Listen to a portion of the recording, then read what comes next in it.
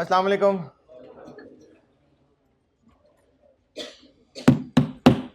दुरूद शरीफ पढ़।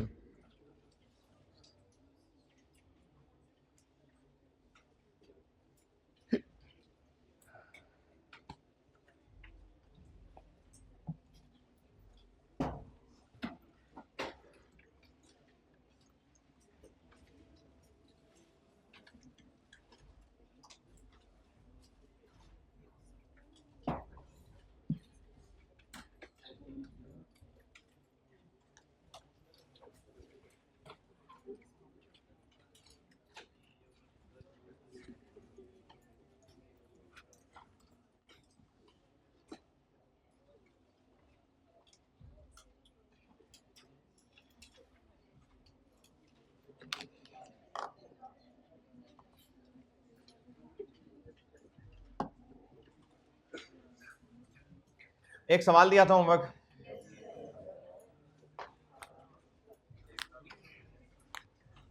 उसमें मटेरियल में मसला होगा और लेबर में होगा। क्या उसमें क्या मसला है? तो और क्या करें? फिक्स्ड ओवरहेड से ना। देखें, वेरिएबल ओवरहेड्स, जो वेरिएबल खर्चे होते हैं वो पर यूनिट ओरिजिनल होते हैं, उनको महंगा सस्ता करना है तो रेट को महंगा सस्ता करना है। फिक्स कॉस्ट टोटल होते हैं, महंगा सस्ता करना है तो टोटल को महंगा सस्ता करना है।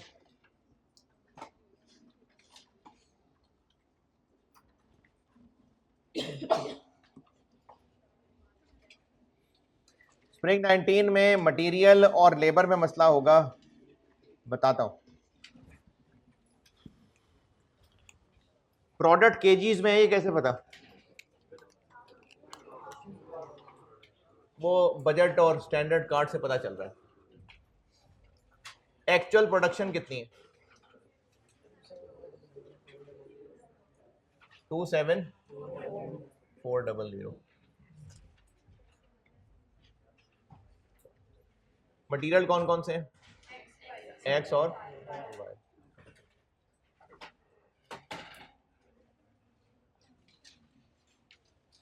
ये मैंने आपको कल बिल्कुल जो आखिरी सवाल कराया था, जो मुख्तलिफ वैरायटियां बता रहा था, उसमें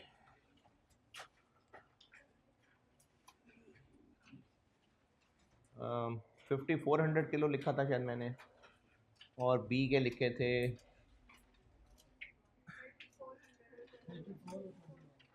34 और 21, और एक्चुअल वेस्टेज थी। तो इनपुट के किलो, इतना वेस्टेज, और ये प्रोडक्ट है। तो आपको 27400 ये प्रोडक्ट बताया हुआ है, और ये बताया कि जो एक्चुअल वेस्टेज थी वो थी 6% ऑफ आउटपुट, यानी इसका 6%। कितना बना? 1644। अब इसको ऊपर चलें तो इनपुट आ जाएगा 29, और ये जो 29044 है ये एक्स और वाई है 55 और 45। तो ये निकलेगा ए क्यू यूज, क्योंकि इनपुट का मतलब है इतना किलो मटेरियल में डला, तो ये ए क्यू यूज है, तो ए क्यू यूज ऐसे निकलेगा। और एस क्यू कैसे निकलेगा? एस क्यू 27400 असल में बने इनटू 16000 डिवाइडेड बाय 27000, ये एस क्यू एक्स है, और एस क्यू वाई 16000 की जगह 14000 आ जाएगा, और ये ए क्यू यूज है, ए क्यू यूज। और बताएं मटेरियल में, बताएं क्या एतराज जिन्होंने किया मटेरियल में, और क्या एतराज है? ये बजट किस महीने का बना हुआ है? फेब का। फेब का। जब फेब का स्टैंडर्ड कार्ड बन रहा होगा तो उससे पहले जनवरी गुजर चुका था, और जनवरी में जो भी वेज रेट था, मिसाल के तौर पे 100 रुपए, मिसाल के तौर पे, तो फरवरी का स्टैंडर्ड कार्ड बनाते हुए हमने प्लान किया था कि जितना पिछले महीने था उससे 8% महंगा हो जाएगा। तो हमने फरवरी के स्टैंडर्ड कार्ड में जो लेबर का वेज रेट रखा होगा वो 108 रखा होगा, जबकि एक्चुअली में वो 8 की बजाय 12% ग्रो कर गया। तो जहां से 8 ऊपर जाना था वहां से 8 की बजाय 12 ऊपर चला गया, यानी एक्चुअल वेज रेट 112 हो गया।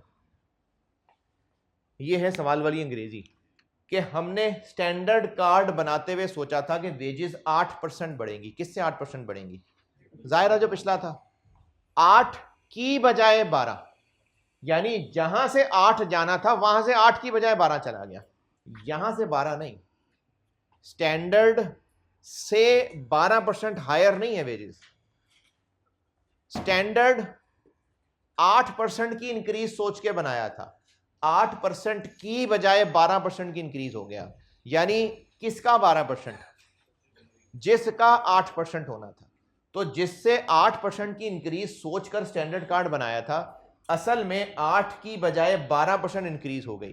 तो जब कह रहे 8 की बजाय, तो जिससे 8 इंक्रीज होना था उसी से फिर 12 इंक्रीज हो गया, यहां से आगे 12 नहीं हो गया।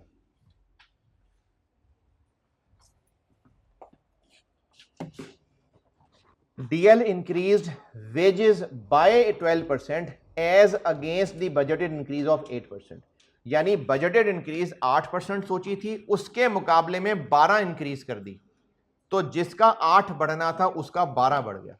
तो अब आपको सवाल में वेज रेट 220 रुपए दिया हुआ है, वो 220 रुपए इनमें से कौन सा है? वो ये, अब ये 108 है, हमें 112 तक जाना है, तो 1.08 से डिवाइड और 1.12 से मल्टीप्लाई, तो एक्चुअल वेज रेट निकलेगा।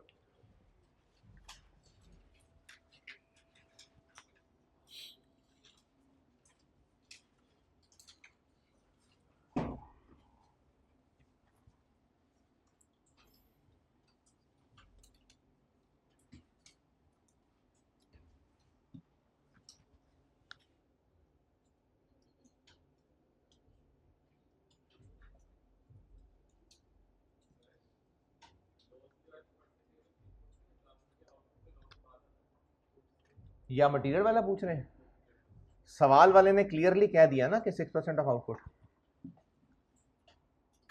आप ये पूछ रहे हैं कि आउटपुट के बाद कैसे लॉस हो गया, ये पूछ रहे हैं, या ये पूछ रहे हैं कि सवाल में कैसे पता कि परसेंटेज किस पे लगानी है? लॉजिकल बात कर रहे हैं। अगर किसी इस क्लास में, अच्छा आप लोग तो सारे पास हो जाएंगे, मैं वैसे मिसाल किसी क्लास की बात कर रहा हूं, अगर किसी क्लास में रजिस्टर्ड स्टूडेंट्स, रजिस्टर्ड 200 हैं, और उन 200 में से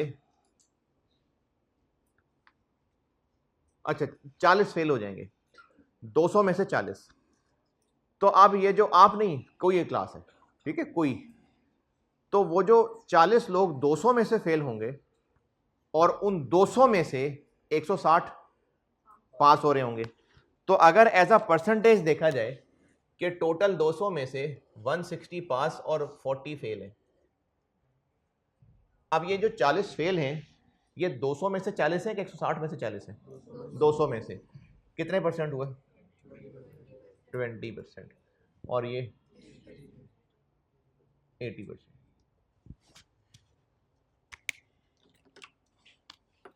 just as a relationship, fail हुए स्टूडेंट्स पास हुए के मुकाबले में कितने, यानी ये इनका कितने परसेंट है? 40 डिवाइड बाई 160, 20। तो इस डाटा में से अगर ये बोला जाए कि टोटल 200 स्टूडेंट्स में से 20% फेल हैं, तो भी 40 की बात हो रही। और अगर वैसे ही कहा जाए कि कितने स्टूडेंट फेल हुए, पास के 25% के बराबर,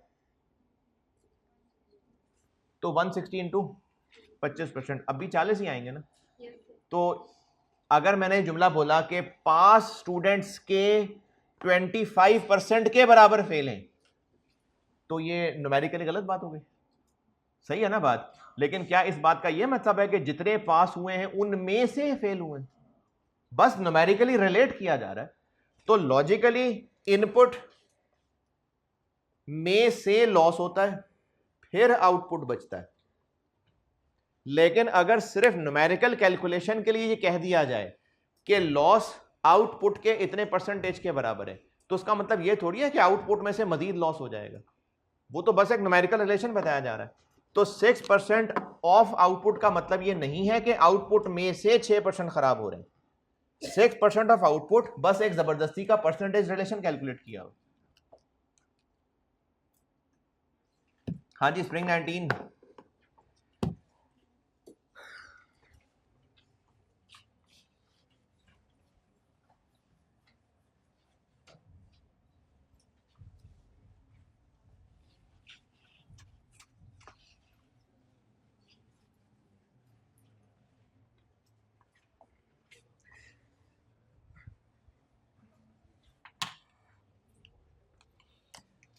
अब एक नया टॉपिक शुरू करते हैं, कॉस्ट वॉल्यूम प्रॉफिट। इससे बच्चे डरते हैं, पता नहीं क्यों डरते हैं इतना, पता नहीं, इससे स्टूडेंट्स डरते बहुत हैं। खैर आपको सवाल कराऊंगा तो पता लग जाएगा आपको।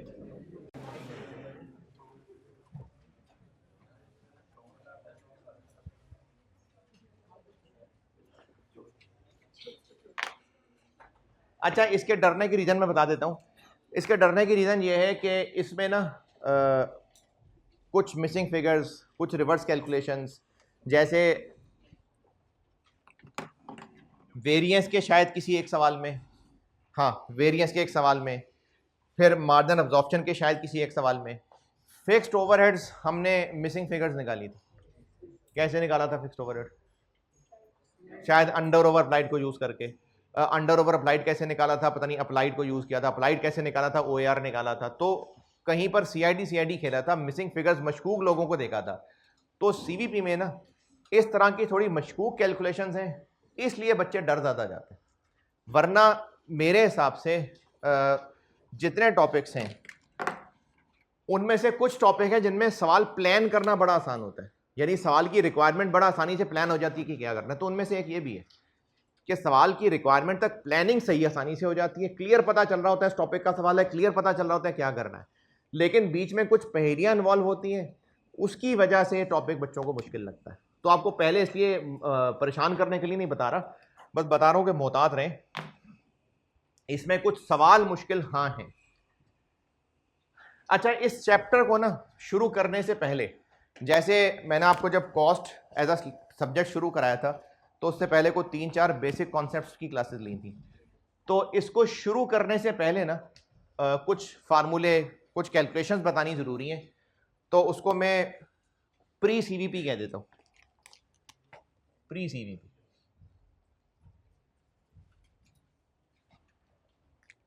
अच्छा, ये कुछ सेपरेट टॉपिक नहीं है, मतलब ये ऐसा नहीं कि आप अपने किसी हॉस्टल के दोस्त को कहें यार तुम्हारे टीचर ने तुम्हें प्री CVP पढ़ाया, हमारे तो टीचर ने प्री CVP पढ़ाया।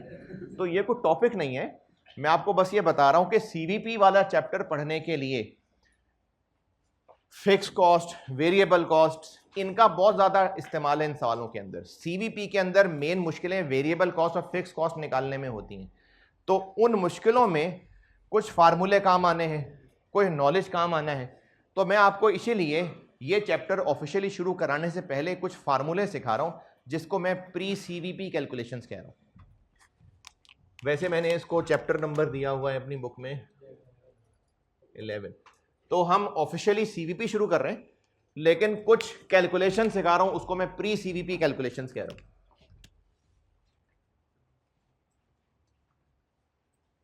CVP पढ़ने के लिए हम कुछ चीजें सीख रहे हैं, और ये रैंडमली को 2-4 चीजें।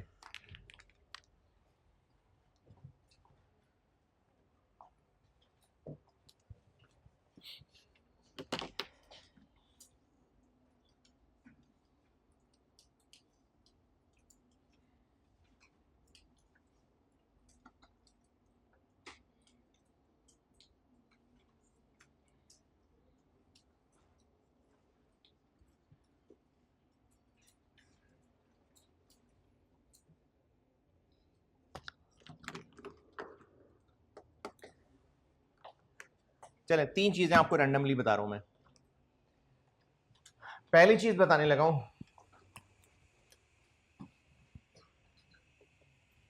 एस्टिमेशन या calculation of next years figures.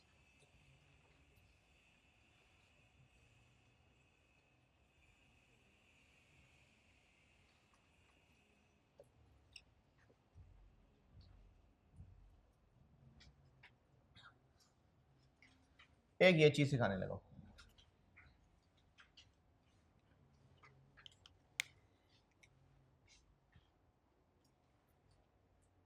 कि हमें किसी एक ईयर की फिगर से नेक्स्ट ईयर की फिगर्स तक पहुंचना। नेक्स्ट ईयर में फिगर्स क्यों बदल जाएंगी? इन्फ्लेशन हो जाएगी और क्वांटिटी चेंज भी हो सकती है। तो वो चीजें मैं इस हेडिंग में सिखा रहा हूं। अच्छा, एक बात मैंने पहले बड़ी दफा बताई है, अभी अभी भी बताई थी, फिर बता रहा हूं। अगर आपने पहले नहीं लिखी थी तो अब लिख लें, और अगर पहले लिखी भी हुई है तो बेशक दोबारा लिख लें कि जो वेरिएबल खर्चे होते हैं उनकी ओरिजिनल शक्ल एक रेट की होती है, और जो टोटल निकालना है तो मल्टीप्लाई करके निकालना पड़ता है, और जो फिक्स खर्चे होते हैं उनकी ओरिजिनल शक्ल टोटल की होती है, रेट जबरदस्ती डिवाइड करके बनाया होता है। इसलिए अगर महंगा सस्ता करना है तो वेरिएबल खर्चे के रेट को महंगा सस्ता करना है, और टोटल कॉस्ट के टोटल को महंगा सस्ता करना है। तो ये बात अगर आपको अच्छी तरह, बिल्कुल अच्छी तरह पता है तो ठीक है, पता है, नहीं पता है तो लिख लें। फिर बता देता हूं, वेरिएबल खर्चों की ओरिजिनल शक्ल रेट की होती है। महंगा सस्ता करना है तो रेट को महंगा सस्ता करना है। फिक्स्ड कॉस्ट की ओरिजिनल शक्ल टोटल फॉर अ पीरियड होती है। महंगा सस्ता करना है तो उस टोटल को महंगा सस्ता करना है।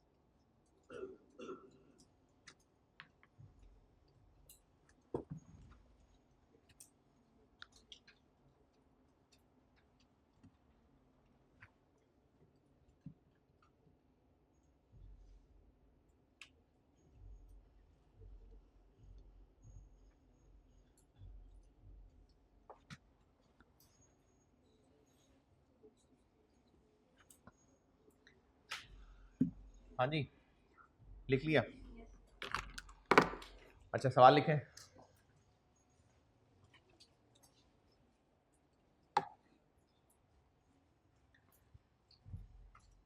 दो 2025 का डेटा है। 2025 सेल्स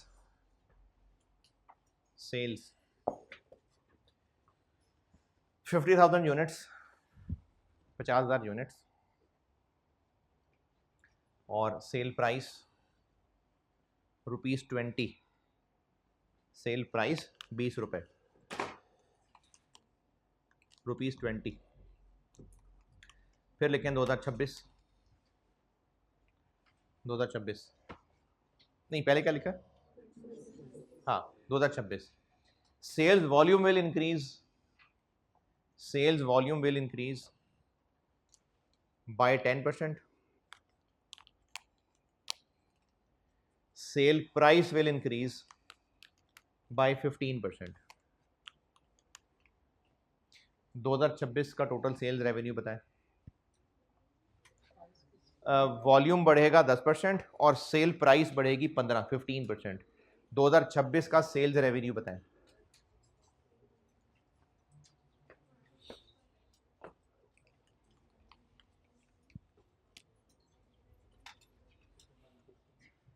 हाँ जी,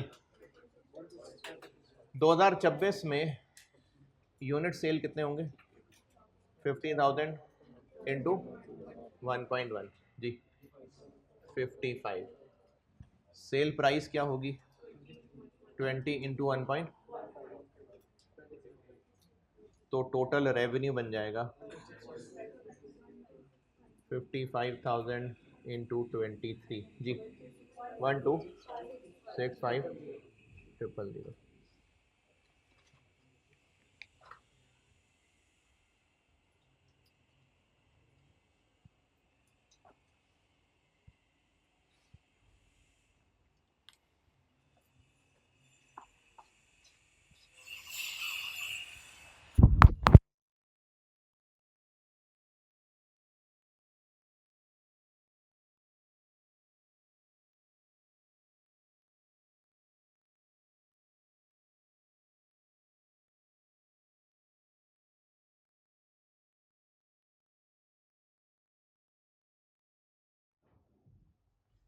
हाँ जी, 1265 और लिखें सवाल।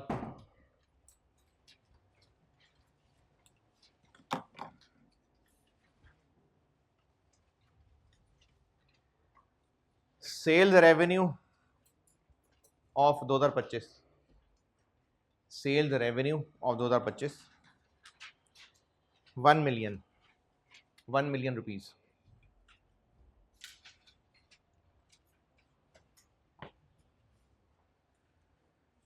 और फिर लिखें 2026 की हेडिंग। मैंने 2025 का सेल्स रेवेन्यू बताया है, सेल्स रेवेन्यू 1 मिलियन रुपीज, और 2026 की heading units will increase by 10% and sale price will increase by 15%।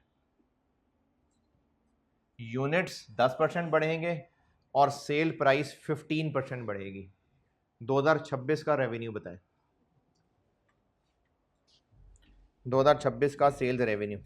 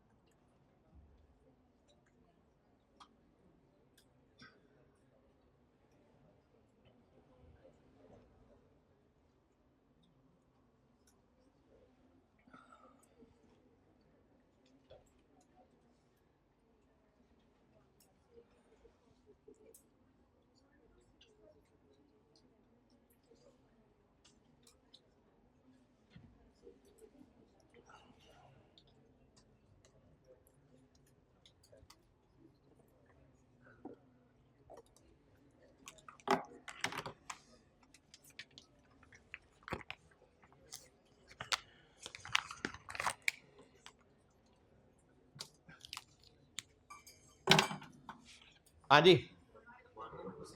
1 2 कैसे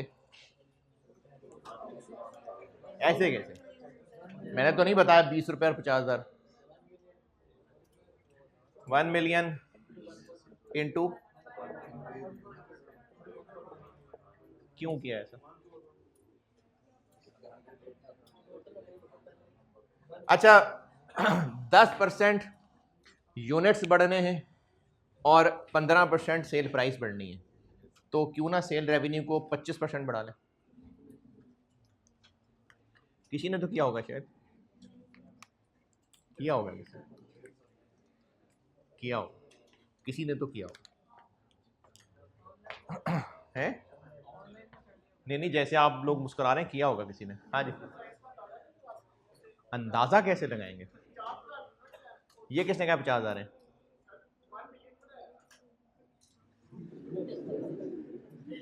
मैंने 1 मिलियन रेवेन्यू बताया है ये कैसे पता 50,000 यूनिट्स है कैसे 1 लाख भी तो हो सकते थे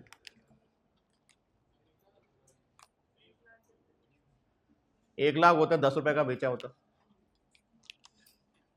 10 लाख होते 1 रुपए का बेचा होता 1 यूनिट होता 10 लाख का बेचा होता तो 50,000 का अंदाजा कैसे लगाया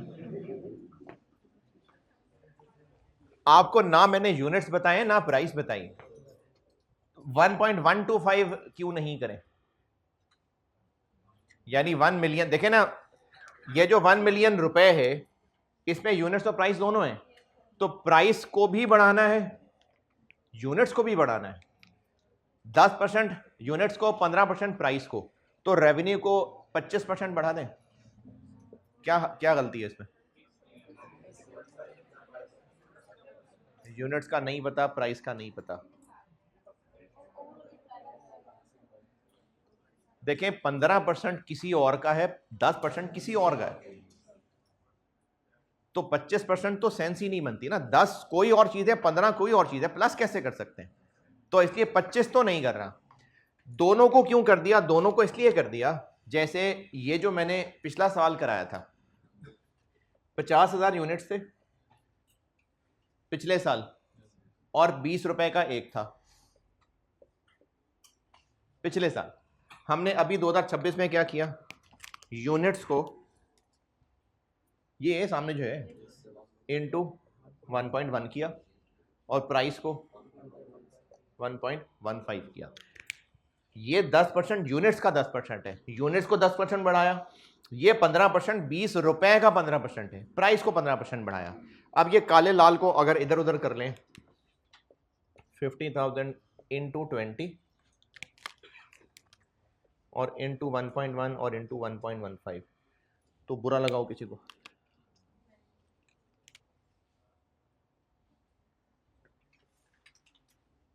ये क्या है ये पिछले साल की सेल्स है पिछले साल का टोटल रेवेन्यू है तो अगर हमें पिछले साल का टोटल रेवेन्यू पता है तो उसमें प्राइस चेंज भी डाल लें और क्वांटिटी चेंज भी डाल लें दोनों को मल्टीप्लाई करना पड़ेगा तो अगले साल का रेवेन्यू आ जाएगा क्योंकि ये फिगर यूनिट्स और प्राइस दोनों से मिलकर बनी है तो दोनों की इन्फ्लेशन इसी क्या इन्फ्लेशन नहीं सॉरी दोनों की इंक्रीज डिक्रीज इस टोटल फिगर पे ही डाल दें और लिखें सवाल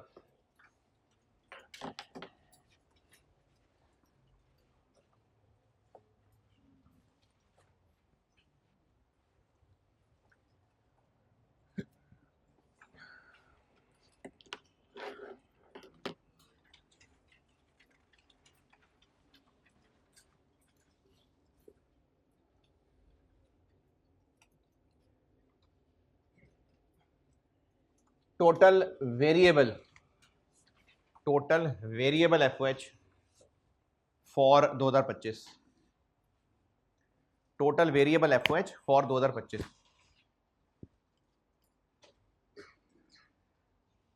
2.5 मिलियन, 25 लाख रुपए।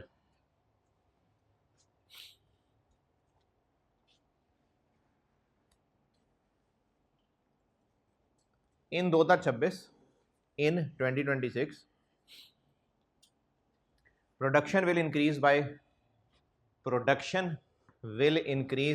8%, 8%, and variable overhead per unit will increase by 12%.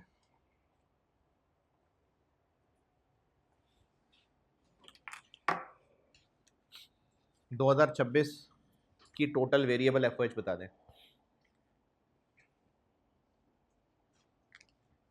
2026 के टोटल वेरिएबल ओवरहेड्स बता दें।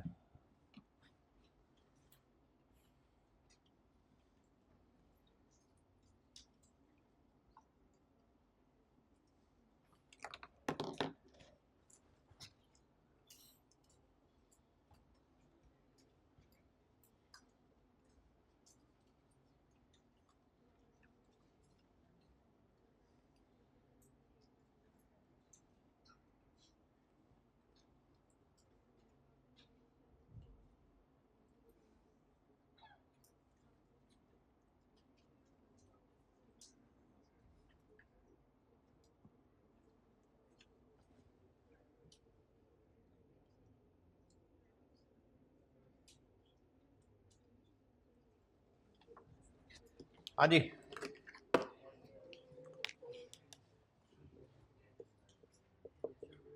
इंटू 0812 302 4 सही है सबका।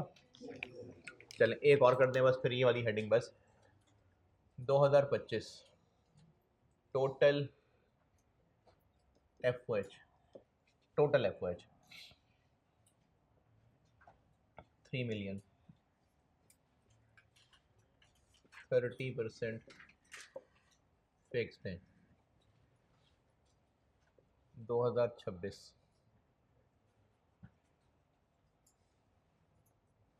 Production volume will increase by 10%, inflation 6%। Inflation का मतलब क्या होता है? यूनिट्स का बढ़ जाना, प्राइस का बढ़ना। इन्फ्लेशन पैसों के बढ़ने को कहते हैं। तो 2026 में इन्फ्लेशन एप्लीकेबल होगी 6% और प्रोडक्शन वॉल्यूम 10% बढ़ जाएगा। 2026 का टोटल एफओएच निकाल दें। 2026 का टोटल एफओएच रिक्वायर्ड है आपसे।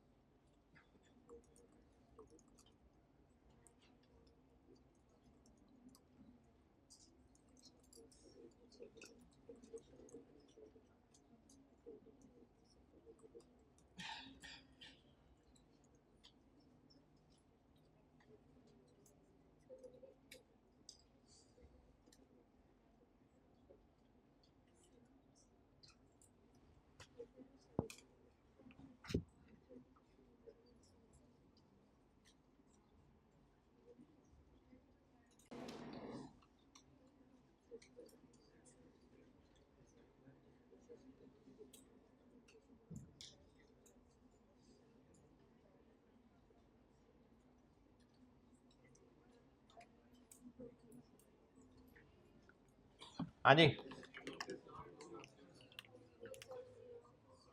एक तो यह कि आपको टोटल एफओएच के 2 टुकड़े करने पड़ेंगे,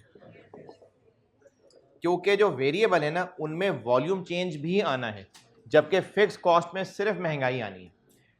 वेरिएबल पिछले साल कितने थे? 21 लाख।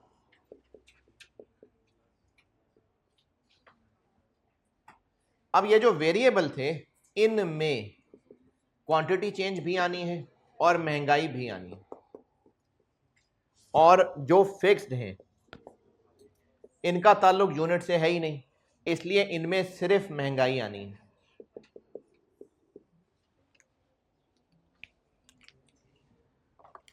हाँ जी, इस पे बताएं इतराज।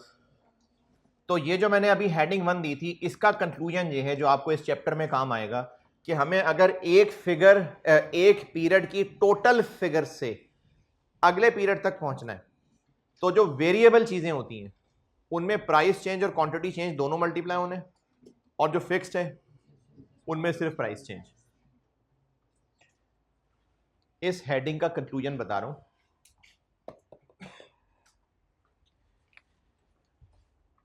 कि अगर हमें एक ईयर की टोटल फिगर से टोटल्स अगले ईयर के टोटल्स तक पहुंचना है, तो जो वेरिएबल फिगर्स थी उनमें क्वांटिटी चेंज भी मल्टीप्लाई होना है और प्राइस चेंज भी, जबकि जो फिक्स कॉस्ट है उनमें सिर्फ प्राइस चेंज। ये सिखाया है मैंने इन मिसालों से, ये अब सीपीपी में काम आएंगी बातें। अगर एक साल की टोटल फिगर्स से अगले साल तक पहुंचना है, तो वेरिएबल फिगर्स में क्वांटिटी चेंज भी डलेगी और प्राइस चेंज भी, जबकि फिक्स्ड कॉस्ट में सिर्फ प्राइस चेंज। ये इस मेहनत का मकसद था। दूसरी चीज,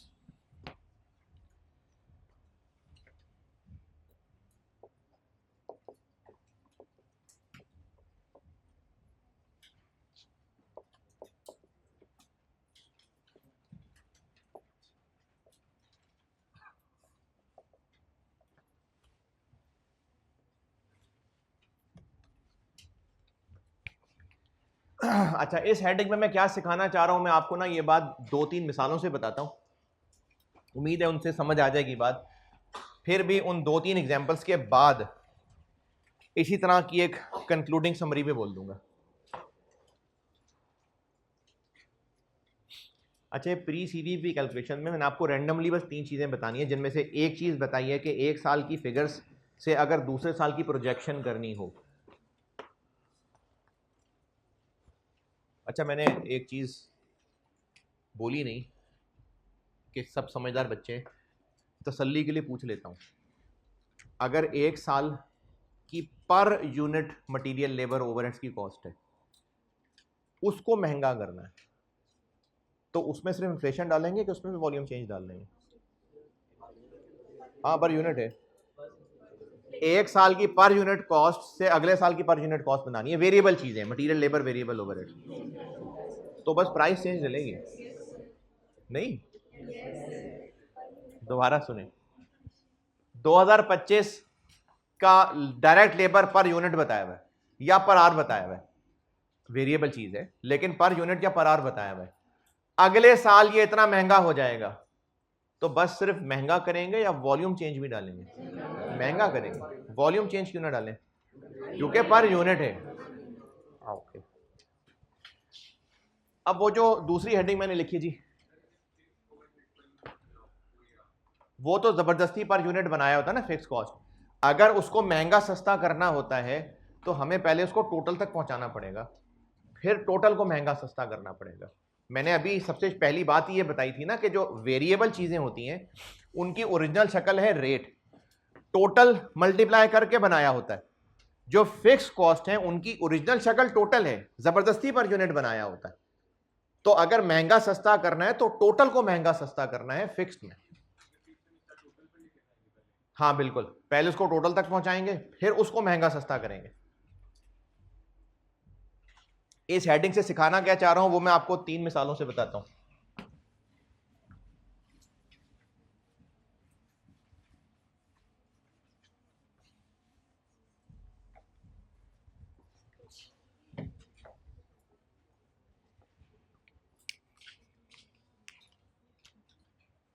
एक मिसाल,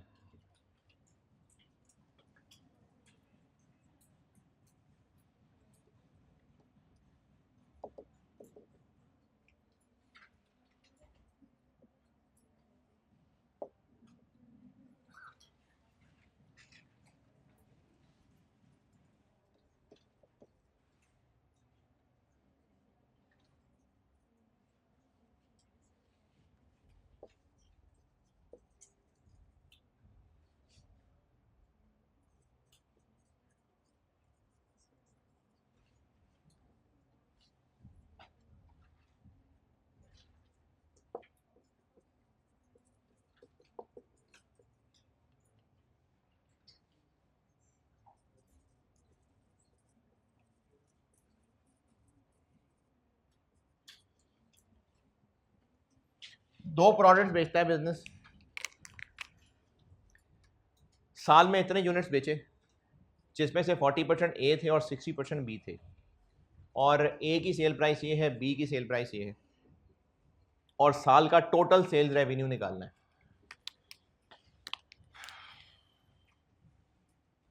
तो जब दो प्रोडक्ट्स हैं तो यूनिट्स भी अलग अलग कर लेते हैं।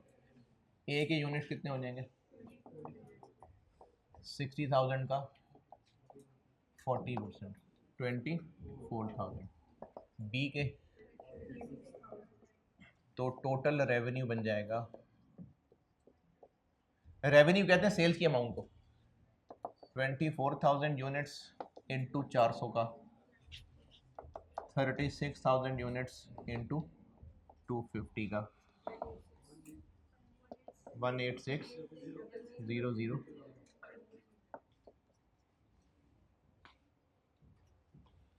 या फिर हम निकाल लेते हैं इनकी एवरेज प्राइस। ये जो एवरेज वाला काम है ना, जो मैं आपको ये प्री सीवीपी में सिखा रहा हूं, सीवीपी के सवालों में अक्सर होगा ये काम। एवरेज प्राइस निकाल लें, अगर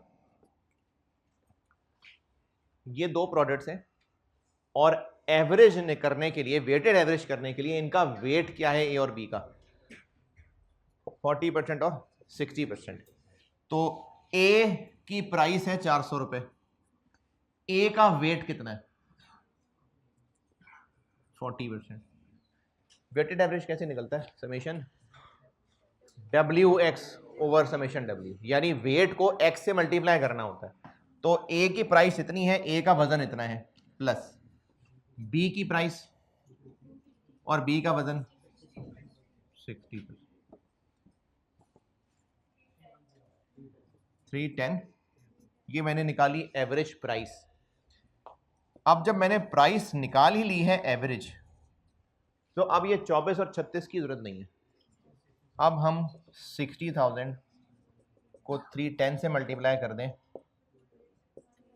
तो 186,000,000 आ जाएगा।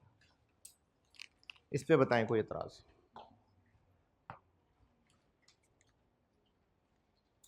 हाँ जी, इसको नोट कर लें, फिर एक और मिसाल बताता हूँ।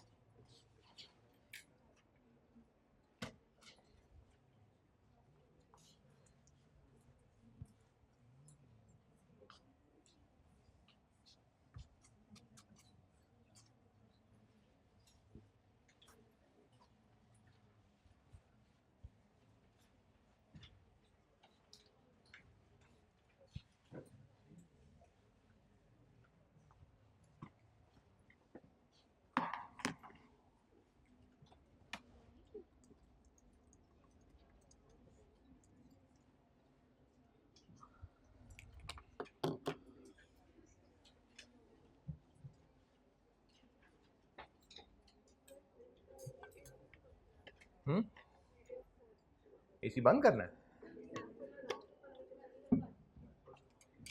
यार, क्या करते हैं यार आप लोग, इसके ऊपर करते हैं यार।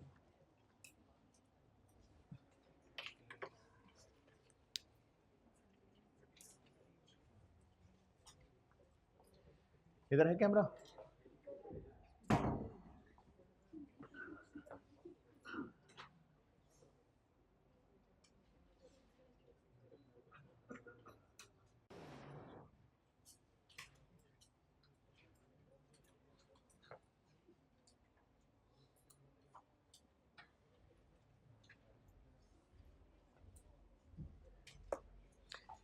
स्किल्ड लेबर का पर आवर रेट ये है, अनस्किल्ड का ये है। इस साल में टोटल इतने आवर्स लेबर ने काम किया, जिसमें स्किल्ड और अनस्किल्ड 2:3 में, यानी 2 स्किल्ड और 3 अनस्किल्ड। टोटल लेबर कॉस्ट निकालनी है। तो एक तरीका तो ये है कि आप आवर्स को बांट लें। स्किल्ड कैसे, 50,000 2/5, और अनस्किल्ड 3/5 30,000।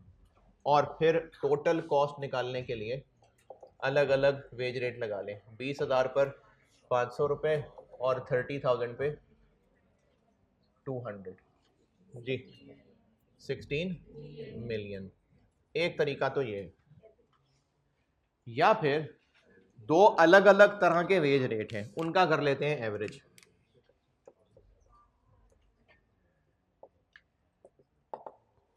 वेटेड एवरेज करने के लिए इनका वेट क्या है, ये 2-3। तो वेटेड एवरेज के लिए 500 रुपए का वजन कितना है, 2/5, और 200 रुपए का वजन 3/5। ये हो रहा है डब्ल्यू एक्स का सम divided by summation W G, 320। अब जब हमने रेट एवरेज कर लिया तो टोटल कॉस्ट के लिए हम पूरे 50,000 घंटों पर ये 320 का रेट लगा देते हैं।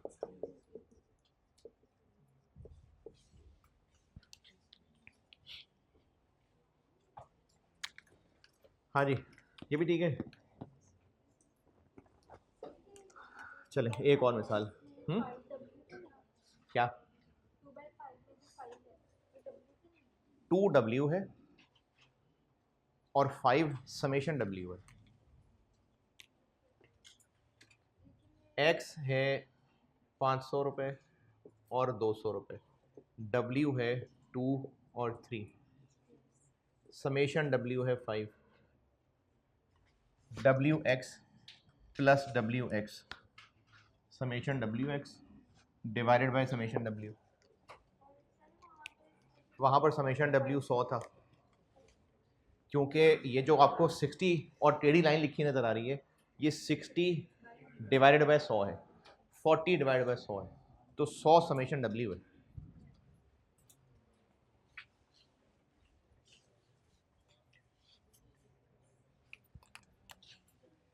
चले एक और मिसाल इसकी।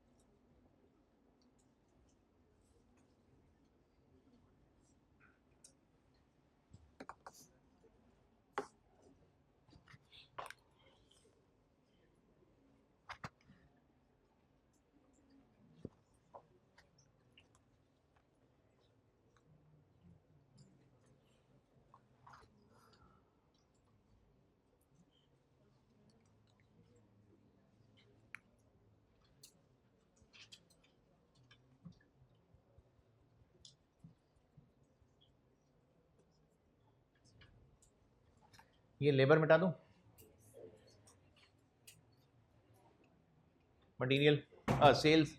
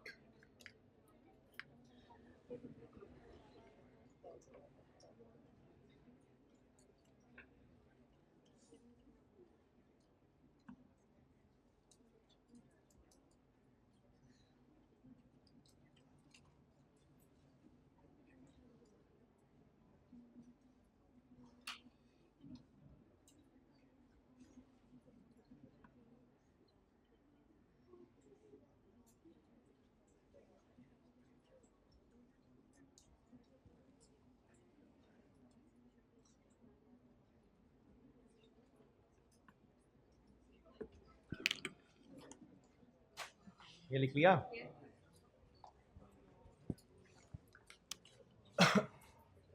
टोटल जीपी की अमाउंट पूछी है, तो इस पर प्रोडक्ट ए पे जीपी और है, बी पे और है, तो हम सेल्स रेवेन्यू में से ए और बी अलग अलग कर लेते हैं। ए की सेल्स कितनी, 40 मिलियन का 40%, 16 मिलियन। बी की सेल्स 40 मिलियन का 60%, 24 मिलियन। ये हमने दोनों की सेल्स अलग अलग कर ली। अब ग्रॉस प्रॉफिट के लिए 16 मिलियन पर इसका जीपी लगा लेते हैं और 24 मिलियन पर इसका जीपी लगा लेते हैं, 9.2 मिलियन। या फिर दोनों प्रोडक्ट्स का जीपी अलग अलग है, तो जीपी का एवरेज कर लेते हैं।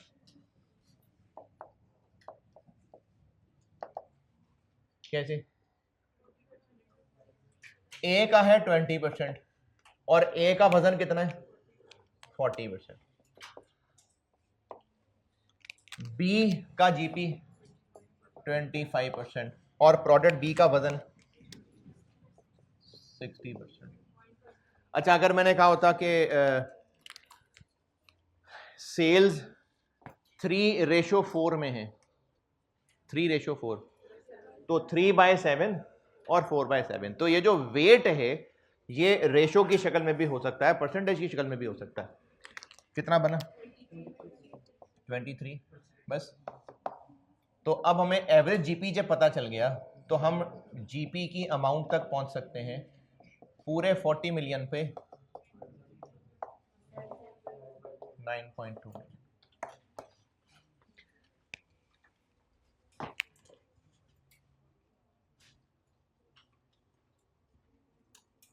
तो इन तीनों मिसालों से कंक्लूड क्या कर रहा हूं कि अगर टोटल में से कुछ पे कुछ और कुछ पे कुछ लगना है तो उस कुछ का एवरेज लेके तो टोटल पे लगा दे। क्या इन तीनों मिसालों में क्या सीखा है? अगर टोटल पॉपुलेशन में से कुछ पर कोई और रेट लगना है, चाहे वो रेट वेज रेट हो, चाहे वो सेल प्राइस हो, चाहे वो जीपी मार्जिन की परसेंटेज हो, टोटल पॉपुलेशन में से कुछ हिस्से पर कोई और रेट लगना है। और रेट से मैं फिर बता रहा हूं, रेट पर आर भी हो सकता है, पर यूनिट भी हो सकता है, सबको बता रहा हूं सारे, रेट पर आर भी हो सकता है, रुपए पर यूनिट भी हो सकता है, और परसेंटेज भी हो सकती है। तो अगर टोटल पॉपुलेशन के कुछ हिस्से पर कोई और रेट लगना है और कुछ हिस्से पर कोई और रेट लगना है, तो हम अल्टरनेटिवली कैसे सॉल्व कर सकते हैं? उनका एवरेज निकाल के टोटल पॉपुलेशन पे वही रेट लगा दें। ये जो इन तीनों मिसालों से सीखा है, अगर आपको ये जो मैं अल्फाज बोल रहा हूं ये काम के नहीं लग रहे, किसी और तरह लिख लें, लेकिन इन तीनों मिसालों से जो कंक्लूजन सीखा है वो लिख लें अपने पास। इन तीनों मिसालों से क्या कंक्लूजन समझ आ रहा है? ये एवरेज वाली बात समझ आ रही है ना? हाँ, तो बस कुछ ऐसा लिखें जो आपको दोबारा पढ़ के समझ भी आए क्या लिखा है। अगर टोटल पॉपुलेशन में से कुछ हिस्से पर कोई और रेट अप्लाई हो रहा है, कुछ हिस्से पर कोई और रेट अप्लाई हो रहा है, तो हम एवरेज रेट टोटल पॉपुलेशन पर डायरेक्टली भी लगा सकते हैं।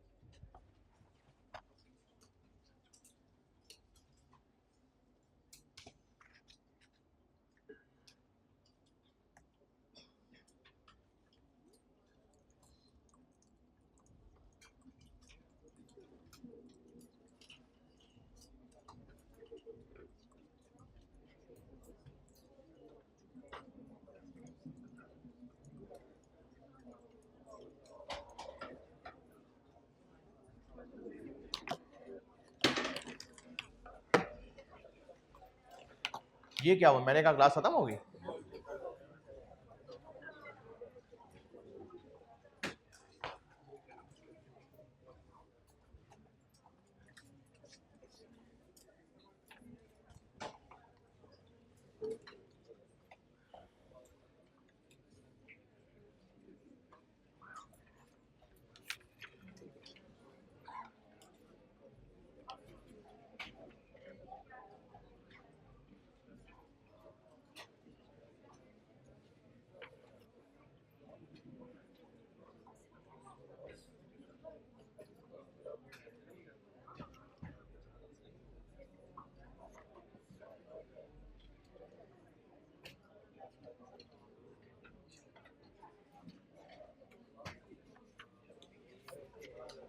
आखिरी बात क्या थी? हाँ,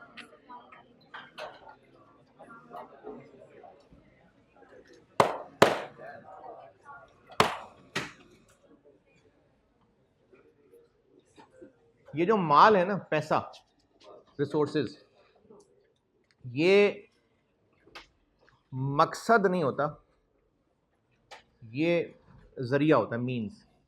यानी पैसे कमा के उस पैसे का इस्तेमाल क्या करना है, ये इंपॉर्टेंट है जानना।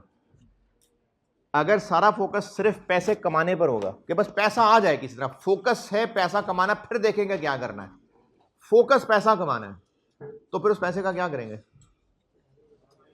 हैं? अपने पैसों से खाओगे तो उसका मजा अलग है।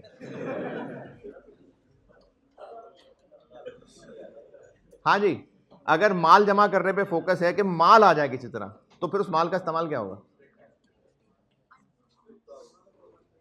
अरे सीरियस पूछ रहा हूं यार, जब फोकस सिर्फ इस बात पे कि माल जमा हो जाए फिर देखेंगे क्या करना है। अच्छा, एक तो ये कि जमा हो के फिर वो जमा ही रहेगा। सीरियस सवाल पूछ रहा हूं यार, सीरियस सवाल पूछ रहा हूं। देखें, मैं फिर बता रहा हूं, जो पैसा है ना वो एक रिसोर्स है, वो मकसद नहीं, ऑब्जेक्टिव नहीं है। अगर किसी को यह पता होगा ना कि पैसे क्यों कमाए जा रहे हैं, तो ये पता होना कि क्यों कमा रहे हैं, इसका इस्तेमाल क्या है, ये एक अलग सोच है। और एक सोच है कि बस पैसा होना चाहिए, ये एक अलग सोच है। तो अगर फोकस होगा पैसा होना चाहिए, यही कामयाबी के पैसा कमा लें, तो फिर जो पैसा कमा रहा होगा या तो वो जमा करके रखेगा या फिर क्या करेगा उस पैसे का, है जो दिल करेगा वो करेगा, जो दिल करेगा वो करेगा। और जो पैसे को एज अ मीन सोचेगा कि पैसे जरिया है, तो पैसा कमाने से पहले भी, पैसा कमाने के बाद भी उसके जहन में सवाल ये होगा कि इसका करना क्या है। तो जो ऑब्जेक्टिव है ना, वो ऑब्जेक्टिव तो आखिरत की कामयाबी है। उसके लिए पैसे का इस्तेमाल, अर्न करना कोई मसला नहीं है, बिल्कुल अर्न करें, अल्लाह ने दिया है अपने पर भी खर्च करें और वहां खर्च करें जहां पर आगे उसका बेनिफिट भी मिले।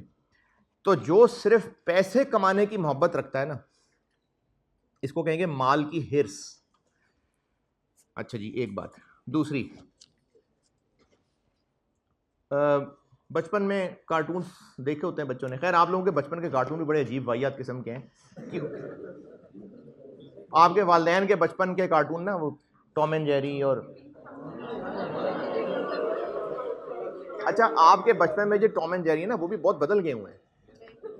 अगर आप पुराने टॉम एंड जेरी देखेंगे तो उनमें कुछ मासूमियत होती थी, अभी तो टॉम एंड जेरी भी वाहियात हो गए हुए हैं।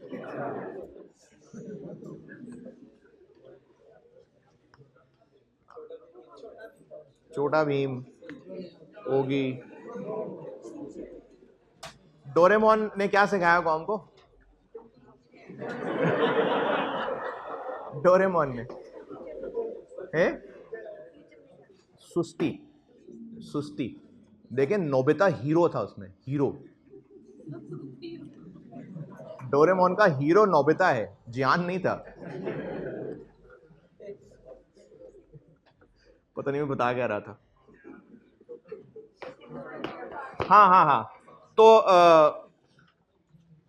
कार्टून की मिसाल में पता नहीं क्यों देने लगा था। अच्छा, जो भेड़िए हैं, वुल्स, वो अगर कार्टून्स में भी कहीं भेड़िए इस्तेमाल हों तो वो खा रहे होते हैं भेड़ों को, शीप।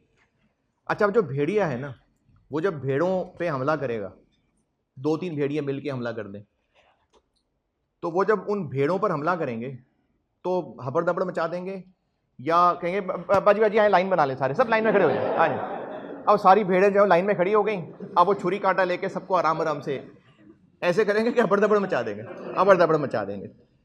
तिरमजी में रिवायत है, रसूल अल्लाह सल्लल्लाहु अलैहि वसल्लम ने फरमाया, 2 भूखे भेड़िए, सिर्फ भेड़िए भी नहीं, भूखे भेड़िए अगर बकरियों पर छोड़ दिए जाएं तो वो इतना फसाद और खराबी ना करेंगे, यानी हबड़ दबड़ नहीं मचाएंगे, जितना माल और जा समझ लें आप, अथॉरिटी की हिर्स इंसान के दीन को खराब करती। यानी 2 भूखे भेड़िए उतनी हबड़ दबड़ नहीं मचाएंगे जितना माल और अथॉरिटी की हिर्स, लालच आदमी के दीन को खराब करती। चलें जाएंगे।